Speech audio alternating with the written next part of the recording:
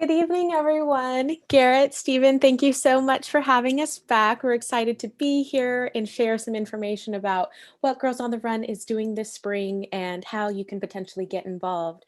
So if you're unfamiliar with Girls on the Run, we are a nonprofit based here in LA County that serve girls in 3rd through 8th grade with an after-school, non-competitive, positive youth development program. So at the core of our program, it's centered and really hones in on establishing our girls' sense of self, intentional decision making, and really building one's self-esteem and kind of arming our girls with the tools to be successful as they get into those next grades and enter young adulthood. So next slide, please.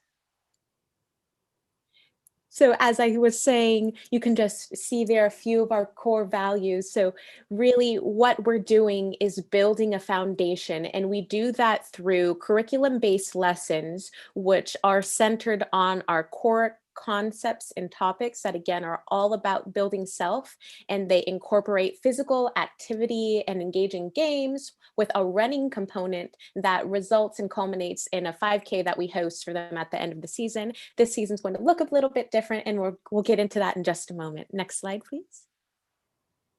So we have two main programs that comprise there and our complete offering at GOTR. Our first is our namesake, and that's Girls on the Run, which is geared towards girls in 3rd through 5th grade, and it is the same based ideas as Heart and Soul. It's just that Heart and Soul, it goes a little bit further in the conversation elements. It kind of elevates the conversation and the interaction with the girls. So it's just slightly elevated for the age range. And those would be the main differences. But they still center on curriculum-based lessons that we offer where they're delivered by volunteer coaches.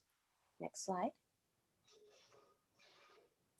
And the main key components, again, that we will hone in on are all about conflict resolution, managing our emotions, and really learning about ourselves, some introspective work and activity, building up ourselves as well as helping others in our community. A piece of Girls on the Run curriculum and built into the lesson is actually something called the Community Impact Project, which is where girls and their coaches come together as a team and decide how they would like to contribute back to their community with a small project.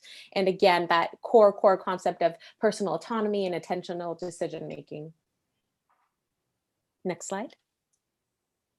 So this spring, we are delivering two versions of Girls on the Run. We have virtual sessions and a handful of in-person sessions. And I'll start off by speaking a little bit about how the in-person sessions are going to be different.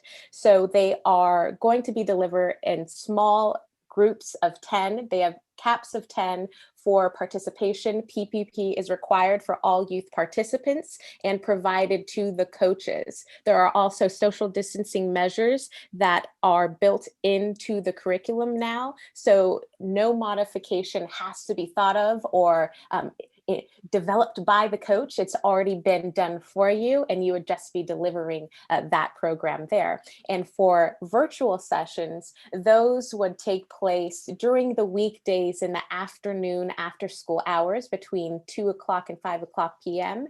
And those would be hour-long sessions, which again are the same wonderful curriculum that are built around those wonderful core concepts. They're just been modified for the virtual space. So we're taking the guesswork out for our volunteers and really trying to help build that experience for them as well. So we're making sure it's an enjoyable experience, that you understand what you're doing.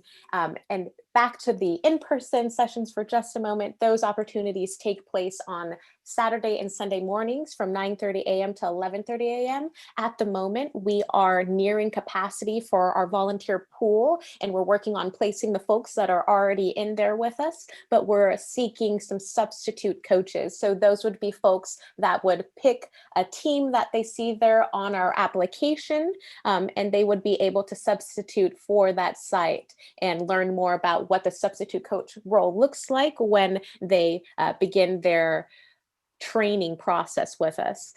There are training modules, online training modules that we to you, so you wouldn't have to do anything in person unless you elected to join an in-person team there. So those are self-paced training modules, and we like to make sure our coaches feel like they are well versed. You do not have to have any previous mentorship experience, but if you have that or any athletic experience, that's wonderful, and you can bring that and contribute to our girls. So if you like more information or are curious to learn more about what we do at the organization or some of the other work that some of the other goals we're working on right now, you can see my contact information there, and I'll turn it back over to Stephen and Garrett.